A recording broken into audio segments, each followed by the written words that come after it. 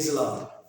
ஆண்டவரும் இரட்சகருமான இயேசு கிறிஸ்துவின் நாமத்தினாலே உங்கள் யாவருக்கும் எனது அன்பின் வாழ்த்துக்களை நான் தெரிவித்துக் கொள்கிறேன். விசேஷமாய் இந்த புதிய மாதத்திலே உங்களை சந்திப்பதில் நான் மிகுந்த மகிழ்ச்சி அடைகிறேன். கடந்த மாதம் முழுவதும் இந்த வருடத்திலே கர்த்தர் 4 மாதங்களை வெற்றியாக முடிக்கும்படி அவர் பாராட்டின எல்லா கிருபைகளுக்காக நான் கர்த்தரை ஸ்தோத்திரிக்கிறேன். இந்த புதிய மாதத்திலும் அவரை பார்க்கும்படியாக, அவரை ஆராதிக்கும்படியாக தேவன் பாராட்டி அவருக்கு நன்றி செலுத்தும்படியாக கர்த்தர் பாராட்டின கிருபைகளுக்காக நான் கர்த்தரை ஸ்தோத்திரிக்கிறேன். ஒரு வசனத்தை கூட இந்த மாதத்திற்கென்று நான் வாசிக்கிறேன். எரேமியா தீர்க்கதரிசன புஸ்தகம் அதனுடைய 17வது அதிகாரம் அதனுடைய 7வது வசனம். கர்த்தர் மேல் நம்பிக்கை வைத்து கர்த்தரை தன் நம்பிக்கையாய் கொண்டிருக்கிற மனுஷன் பாக்கியவான். அன்பானவர்களே, இன்றைக்கு உலக மனிதர்களை எடுத்துக்கொள்கிற போது அவர்களுடைய நம்பிக்கையை பொன்னின் மீதும் பொருளின் மீதும் இந்த உலகத்தில் இருக்கக்கூடிய காரியங்களின் மீது அவர்கள் நம்பிக்கை வைக்கிறவர்களாக இருக்கிறார்கள். அவர்கள் அதை நம்பி அதை சார்ந்து ஜீவிக்கிறவர்களாக இருக்கிறார்கள். ஆனால் இங்கு வசனம் சொல்கிறது, நம்முடைய நம்பிக்கை கர்த்தரின் மீது வைக்கப்பட்டிருப்போம் என்று சொன்னால், இங்கு சொல்லப்பட்டிருக்கிறது, கர்த்தரை தன் நம்பிக்கையாய் கொண்டிருக்கிற மனுஷன் பாக்கியவானான். பாக்கியவான் என்று சொன்னால் ஆசீர்வதிக்கப்பட்டவன் என்று அர்த்தம். யார் ஆசீர்வதிக்கப்பட்டவர்கள் என்று சொன்னால், யார் தன்னுடைய நம்பிக்கையை கர்த்தர் மீது வைத்திருக்கிறார்களோ அவர்கள் ஆசீர்வதிக்கப்பட்டவர்கள். நம்மால் பார்க்க முடியும், ஆபிரகாமை கர்த்தர் அழைக்கிற போது, ஆபிரகாம் ஒன்றும் சாதாரண ஆள் கிடையாது. ஆபிரகாம் நல்ல செல்வ செழிப்புள்ள மனிதனாகத்தான் கல்தேயர் என்னப்பட்ட பட்டணத்திலே அவர் வாசம் செய்து கொண்டிருந்தார். ஆண்டவர் ஆபிரகாமை அழைக்கிற போது இப்படியாய் சொன்னார், ஆபிரகாமே, நான் உனக்கு காண்பிக்கும் தேசத்திற்கு நீ போ, நான் அங்கு உன்னை பெரிய ஜாதியாக்கி உன் பெயரை பெருமைப்படுத்துவேன் என்று சொன்னார்.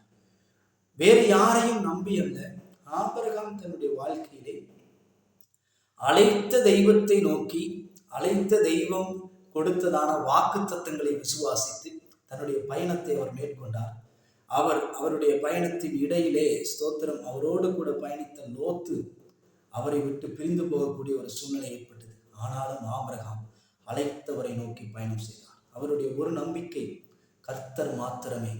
நான் கல்தேயர் என்னும் பட்டணத்தில் இருந்தபோது என்னை அழைத்து கொண்டு வந்த தெய்வம், நான் வனாந்திர பாதையிலே நடந்து போகிற போது என்னை நடத்தின தெய்வம், ஸ்தோத்திரம், நான் சாதகமில்லாத சூழ்நிலைகளில் நடந்த போது ஸ்தோத்திரம் என்னை நடத்தின தெய்வத்தை நம்பி நான் பயணம் செய்கிறேன். இது ஆபிரகாமுடைய விசுவாசமாக இருந்தது. நம்முடைய வாழ்க்கையிலும் சரி, இன்றைக்கு உலகத்திலே சில நன்மையான காரியங்கள் நம்முடைய வாழ்க்கையில் கிடைக்கலாம், நடக்கலாம்.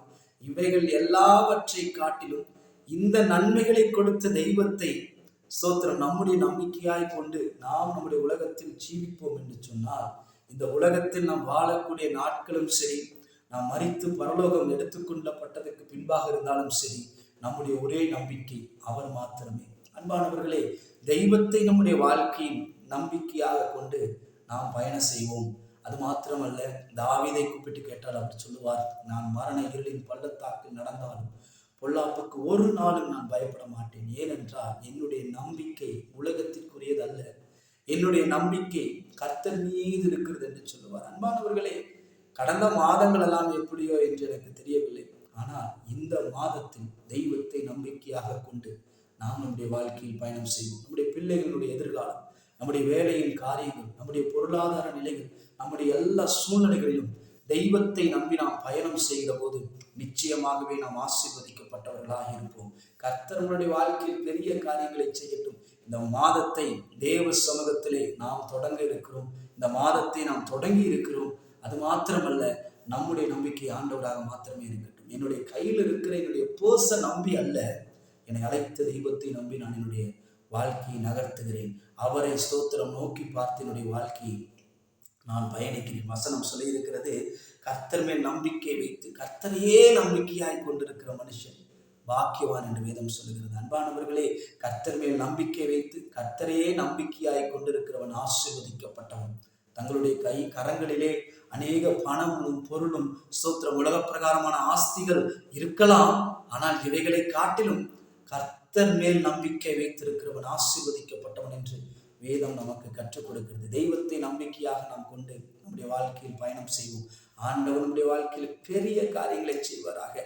கடந்த மாதங்களில் தடையாயிருந்த உங்களுடைய எல்லா பிரச்சனைகளும் இந்த மாதம் மாறும்படி நான் செபிக்கிறேன் இயேசுவின் நாமத்தினால். கடந்த நாட்களில் இருந்த பிரயாசங்கள் இந்த நாட்களில் இந்த புதிய மாதத்திலே மாறும்படி நான் செபிக்கிறேன். ஸ்தோத்திரம். கடந்த நாட்களில் நாம் பட்ட பிரயாசங்கள் எல்லாம் இந்த மாதம் மாறும்படி நான் செபிக்கிறேன். காரணம், என்னுடைய நம்பிக்கை ஆண்டவர்.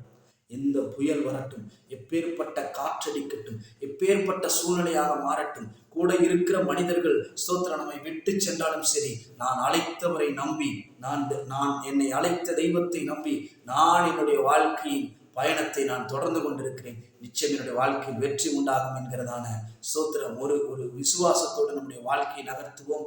மனுஷனை நம்பி அல்ல, கர்த்தர் மேல் நம்பிக்கை கொண்டிருக்கிற மனுஷன் பாக்கியவான். கர்த்தர் உங்களை ஆசீர்வதிக்கட்டும். இந்த மாதம் நல்ல மாதமாய் அமையும்படி தேவ சமூகத்தில் உங்களுக்காக செபிக்கிறேன்.